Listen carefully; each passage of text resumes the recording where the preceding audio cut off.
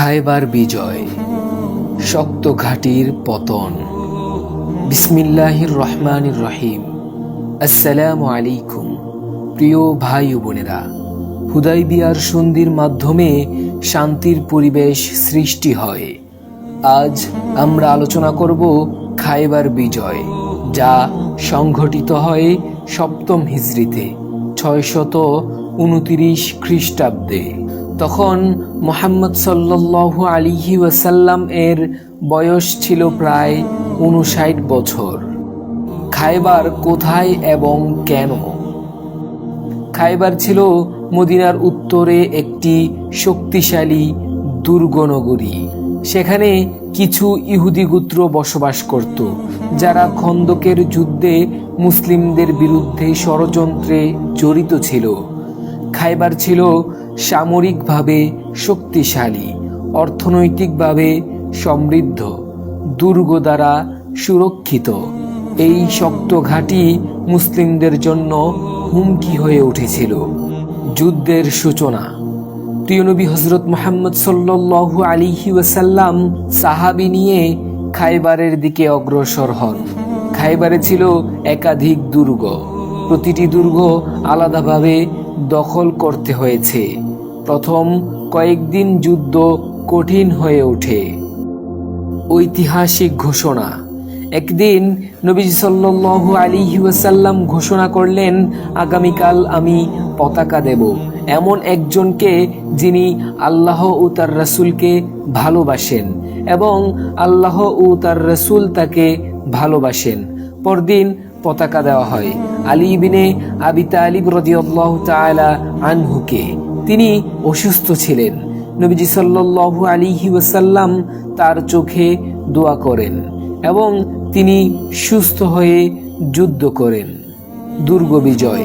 আলী রাদিয়াল্লাহু তাআলা আনহু বীরত্বের সাথে লড়াই করেন। দুর্গের দরজা উপড়ে ফেলার ঘটনা ইতিহাসে বিখ্যাত।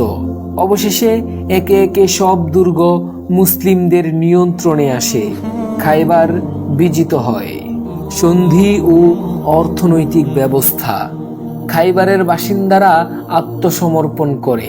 চুক্তি হয় তারা জমিতে কাজ করবে, ফসলের অর্ধেক মুসলিমদের দেবে। এটি ছিল একটি অর্থনৈতিক কৌশল যা ইসলামী রাষ্ট্রকে শক্তিশালী করে। বিষ প্রয়োগের ঘটনা। খায়বার বিজয়ের পর এক নারী নবীজি সাল্লাল্লাহু আলাইহি ওয়াসাল্লামকে বিষ মিশ্রিত খাবার দেন। নবীজি সাল্লাল্লাহু আলাইহি ওয়াসাল্লাম অল্প গ্রহণ করেন, পরে বুঝতে পারেন এটি বিষাক্ত। আল্লাহ তাকে রক্ষা করেন। বিজয়ের প্রভাব। খায়বার বিজয়ের ফলে মুসলিমদের অর্থনৈতিক শক্তি বৃদ্ধি পায়। উত্তরাঞ্চলের হুমকি দূর হয়। ইসলামের রাজনৈতিক অবস্থান আরও মজবুত হয়। খায়বার বিজয় আমাদের শেখায় নেতৃত্বের সঠিক নির্বাচন বিজয়ের চাবিকাঠি। সাহস ও ঈমান একসাথে থাকলে দুর্গ ভেঙে যায়। আল্লাহ যাকে চান তাকেই সম্মানিত করেন। 59 বছর বয়সেও নবীজি সাল্লাল্লাহু আলাইহি ওয়াসাল্লাম ছিলেন দৃঢ়চেতা নেতা ও কৌশলী রাষ্ট্রনায়ক। উমরাতুল কাজা ও বিশ্ব নেতাদের কাছে দাওয়াত। খায়বার বিজয়ের পর ইসলামী রাষ্ট্র হয়ে উঠল আরও শক্তিশালী। এখন আমরা আলোচনা করব উমরাতুল কাজা, সপ্তম হিজরি 629 খ্রিস্টাব্দ এবং ইসলামের আন্তর্জাতিক দাওয়াতের সূচনা। তখন মুহাম্মদ সাল্লাল্লাহু আলাইহি ওয়াসাল্লাম এর বয়স প্রায় 59 বছর। উমরাতুল কাজা কি? হুদাইবিয়ার সন্ধি অনুযায়ী মুসলিমরা পরের বছর উমরা আদায় করবে।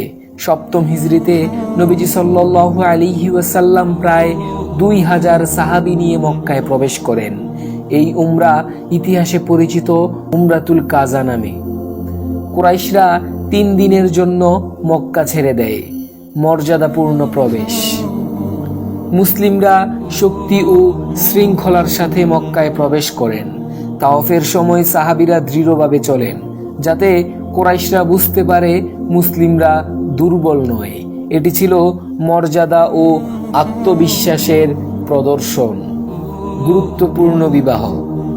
এই সময় নবীজি সাল্লাল্লাহু আলাইহি ওয়াসাল্লাম বিবাহ করেন মাইমুনা বিনতে হারিস রাদিয়াল্লাহু তাআলা আনহাকে। এটি ছিল তার জীবনের শেষ বিবাহ। বিবাহের সময় তার বয়স প্রায় 60 বছরের কাছাকাছি। দাওয়াতের নতুন অধ্যায়। এখন ইসলাম শুধু মদিনায় সীমাবদ্ধ নয়। নবীজি সাল্লাল্লাহু আলাইহি ওয়াসাল্লাম সিদ্ধান্ত নিলেন বিশ্ব নেতাদের কাছে ইসলামের বার্তা পৌঁছে দেবেন। তিনি বিভিন্ন শাসকের কাছে চিঠি পাঠালেন। পারস্যের সম্রাটের কাছে চিঠি পাঠানো হয় খসরু দ্বিতীয় এর কাছে। তিনি অহংকারবশত চিঠি ছিঁড়ে ফেলেন। নবীজি সাল্লাল্লাহু আলাইহি ওয়াসাল্লাম বলেছিলেন তার সাম্রাজ্য ছিন্ন বিচ্ছিন্ন হবে। ইতিহাস সাক্ষ্য দেয় অল্প সময়ের মধ্যেই পারস্য সাম্রাজ্য পতনের পথেই যায়। রোম সম্রাটের কাছে চিঠি পাঠানো হয় হেরাক্লিয়াস এর কাছে। তিনি চিঠিকে সম্মান করেন এবং ইসলাম সম্পর্কে অনুসন্ধান করেন। যদিও প্রকাশ্যে ইসলাম গ্রহণ করেননি, তবে চিঠিকে অসম্মান করেননি। মিশর ও অন্যান্য অঞ্চলে দাওয়াত। চিঠি পাঠানো হয় মুকাউকিস মিশরের শাসক এর কাছে।